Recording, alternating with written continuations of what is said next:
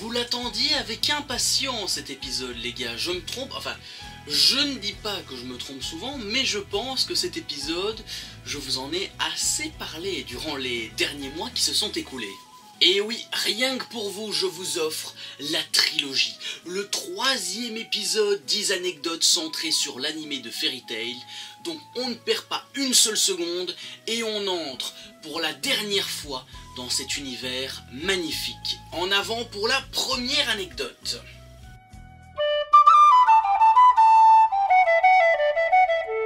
Bon, récemment, j'ai reçu un petit commentaire d'un abonné sur ma chaîne qui m'a demandé de faire prochainement un top 10 ou un top 20 de mes personnages préférés dans l'animé de Fairy Tail. Et honnêtement, Miss Gun en fait partie à 100%, voire à 200%. Autant par sa classe que par sa puissance, ce mage de rang S est juste exceptionnel.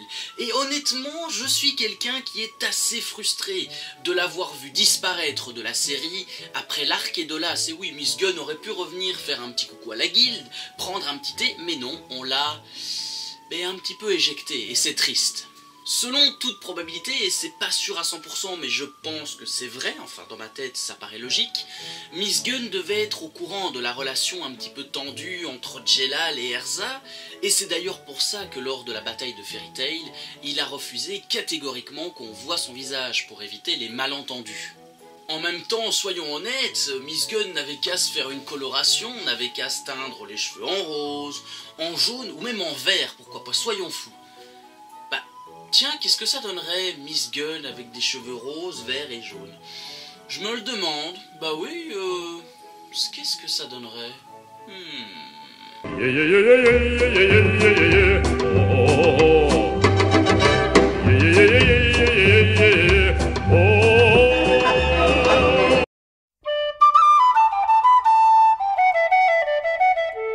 Yuri Draher est un personnage que j'apprécie beaucoup dans l'univers de Fairy Tail 0, et j'espère que j'ai bien prononcé son nom de famille, sinon vous me reprenez dans les commentaires s'il vous plaît. Petite piqûre de rappel d'ailleurs, c'est un chasseur de trésors qui fondera plus tard la guilde de Fairy Tail, en compagnie de Precht, de Warrod, et bien sûr de la belle et de la magnifique Mavis, qui fut elle le tout premier maître de la guilde.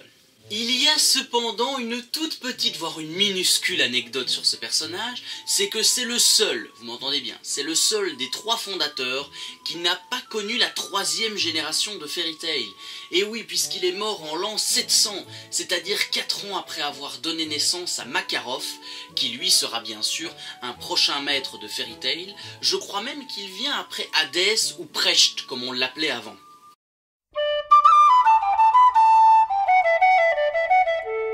Pour ceux, et je peux tout à fait comprendre, qui auraient oublié l'existence de ce personnage, notre belle grand-mère de la forêt est considérée comme la guérisseuse numéro 1 à Magnolia, et ce n'est pas rien quand même comme titre. Et malgré ce titre honorifique, la belle Poliusica ne semble pas avoir des aptitudes faites pour le combat, parce que souvenez-vous, lors de les Jeux Magiques, elle se fait enlever par les sbires de la reine, il me semble. Bon. Je vais pas être méchant, mais peut-être que l'âge n'y est pas anodin. Et oui, Poliusica n'a plus 20 ans, n'a plus 30 ans, elle a au moins les 50 ans, voire passé, mais je dirais plus 50 ans. Rassurez-vous les gens, j'apprécie énormément ce personnage, surtout pour ses connaissances hors normes dans le domaine médical. Et soyons honnêtes, si elle n'avait pas été là, Makarov serait mort lors de l'arc des Fantômes Lords, il faut le dire, c'est important, donc Fairy Tail aurait eu un autre maître ou une maîtresse, et surtout à l'heure actuelle, Erza serait toujours borgne, elle n'aurait toujours qu'un seul œil.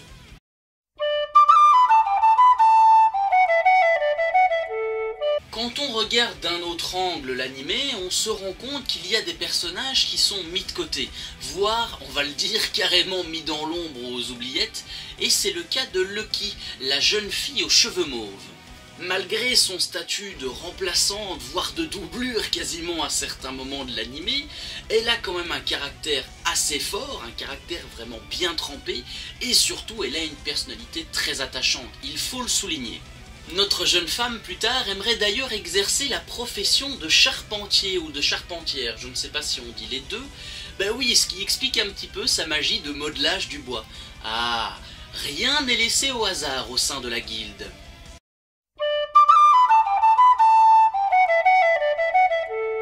Il me me semble avoir déjà fait un épisode centré sur Wendy, enfin, avec les chasseurs de dragons, mais j'ai trouvé une page Facebook qui a accepté très gentiment, d'ailleurs je mettrai leur lien dans la description, de me laisser utiliser 2 ou 3 anecdotes de Fairy Tail, et notamment celle-ci sur Wendy, donc j'espère qu'elle vous plaira.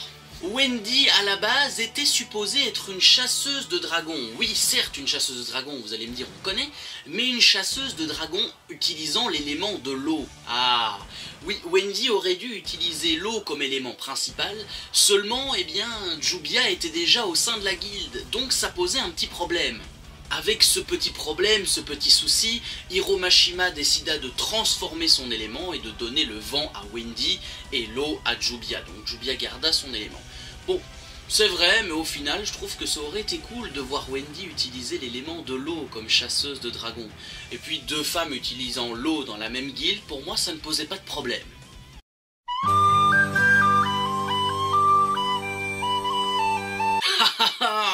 Enfin une transition qui pète le style, on attend ça depuis le début de la vidéo, et la voici enfin les gars.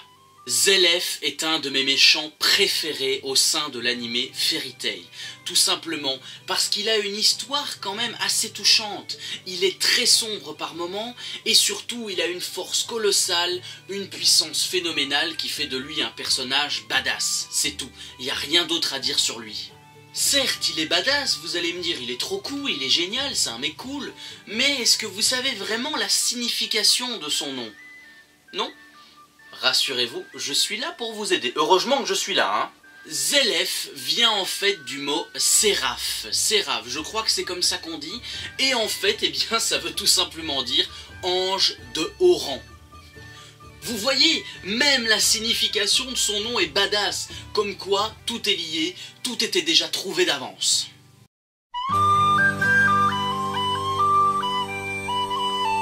Eh bien oui les gens, dans cet épisode je me devais de parler de la belle Kagura, que je considère comme la fille la plus badass de l'anime avec Erza, hein, parce que les deux là, personne peut rivaliser avec elle tout simplement.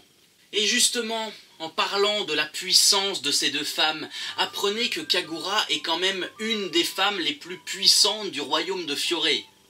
Ça paraît anodin pour vous, mais ça nous montre que certainement et sans doute que la puissance de Kagura Mikazuchi est vraiment sans limite, il n'y a pas de limite à sa force. Après l'anecdote que je viens de vous sortir, soyons honnêtes, pas de secret entre nous s'il vous plaît, hein, pas de ça entre nous évidemment. Ça veut dire que lors des jeux intermagiques, Kagura n'a pas utilisé toute sa force, eh bien non. Bien que le combat contre Erza et Minerva fût assez épique, mais elle avait sûrement encore des réserves.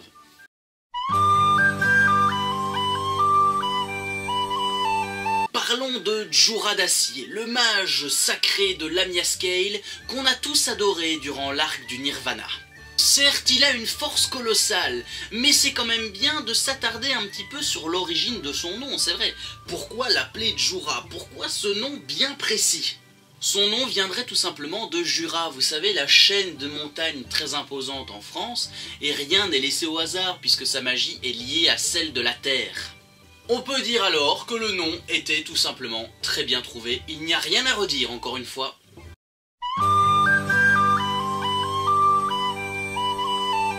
Décidément, ce 3e épisode semble plus se centrer sur nos magiciennes. Bon, après tout, c'est pas plus mal, hein. Une vidéo 100% féminine, et oui, les têtes d'affiche de cette vidéo seront les filles, je pense. Et c'est pas plus mal. Mavis Vermillon est une des filles que j'apprécie le plus avec Erza dans l'univers de Fairy Tail, et je trouve ça tout à fait légitime de présenter une anecdote sur elle. Chers amis, est-ce que vous connaissez l'arme ultime de Fairy Tail? Non, vous ne la connaissez pas? Eh bien, nous allons dévoiler cette arme en exclusivité, je vais vous en parler. Et oui, on balance tous les secrets dans cette vidéo. Si vous avez vu l'anime de Fairy Tail dans son intégralité, donc c'est-à-dire jusqu'à l'épisode 277 actuellement, on nous apprend que Lumen Histoire est en fait l'arme la plus puissante de la guilde, c'est l'arme qui fait la lumière de Fairy Tail, et cette arme, eh bien, ce n'est autre que le corps de Mavis, enfermé dans une lacryma en forme de losange, et oui. Je me suis d'ailleurs toujours demandé qu'est-ce qui se passerait si on venait à utiliser cette arme pour de bon dans Fairy Tail, parce que honnêtement, dans Tartaros, on n'était pas loin. Donc je trouve que la question mérite d'être posée. Si vous avez des réponses dans les commentaires à cette question, vous pouvez me les dire parce que moi je ne lis pas les scans des mangas, donc éclairez ma lanterne, s'il vous plaît. Please.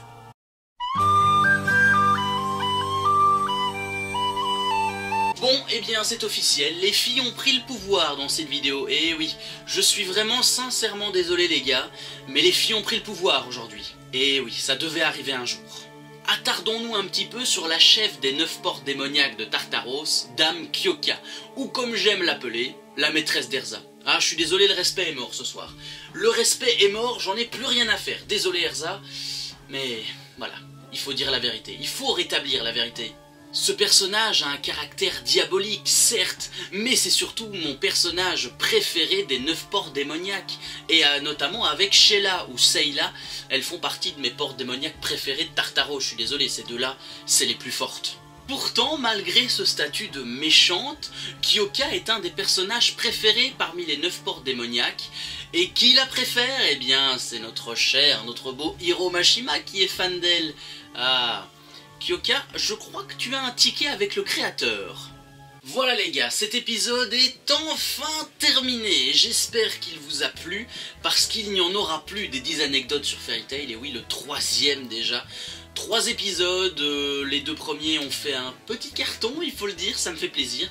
Donc j'espère que ce 3e épisode réussira à vous plaire autant que les 2 premiers, enfin je le souhaite. Si tu as apprécié cette vidéo, n'hésite pas à me le dire, soit par un petit pouce bleu, par un commentaire ou rejoins-moi sur ma chaîne YouTube, sur la Minute en Vrac.